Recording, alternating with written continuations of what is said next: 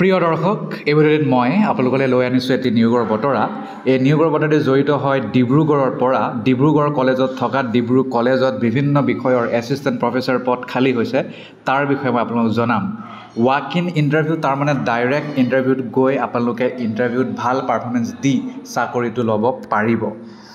Applications are invited from eligible candidates along with complete biodata and all relevant documents for the below mentioned post of assistant professors for 4-year integrated BSc BEd secondary under ITEP at Dibru College Dibrugarh.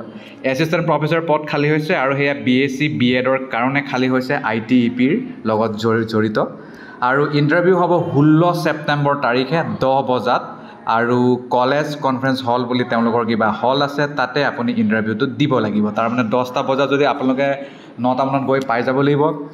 কি পদ খালি assistant professor ফিজিক্সৰ এটা পদ খালি assistant professor chemistry এটা পদ খালি assistant professor botany life science এটা পদ খালি assistant professor zoology life science এটা পদ খালি আৰু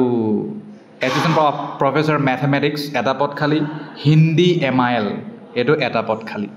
প্ৰত্যেক বিষয়ৰ এটা পদ খালি আৰু প্ৰত্যেক বিষয়ৰ বাবে হে নিজা বিষয়ত মাস্টাৰ ডিগ্ৰী থাকিব লাগিব যেনে MS in physics MS in chemistry MS in botany MS in zoology MS in mathematics বা MA in mathematics MA in Hindi আৰু লগত মিনিমাম 55% মাৰ্কস তো থাকিবই লাগিব ইয়াৰ বাহিৰে নেট বা স্লেট তো থাকিবই লাগিব ইয়াৰ বাহিৰে আপোনাৰ পিএইচডি তো বাধ্যতামূলক নহয় কিন্তু থাকিলে আৰু হয়তো অলপ ডিজাৰেবল বুলি ক'ব পাৰে কিন্তু নাথাকিলেও এপ্লাই কৰিব পাৰিব আৰু বিএড তো থাকিবই লাগিব বিএড তো 55% মিনিমাম মাৰ্কস তো থাকিবই লাগিব এবোৰ হৈছে মূল কথা ইয়াত কৈছে PG in concern subject with at least 55% BEd degree with 55% NET বা স্লেট বা পিএইচডি নেট নহলে স্লেট নহলে পিএইচডি যিকোনো এটা থাকিলেই হ'ব কথাটো জনাইছে doctor Ranjan Changmai principal Dibru college Dibrugarh এটা কথাটো হল আপোনালোকে কেনেকৈ এপ্লাই কৰিব এপ্লাই কৰিবলৈ হলে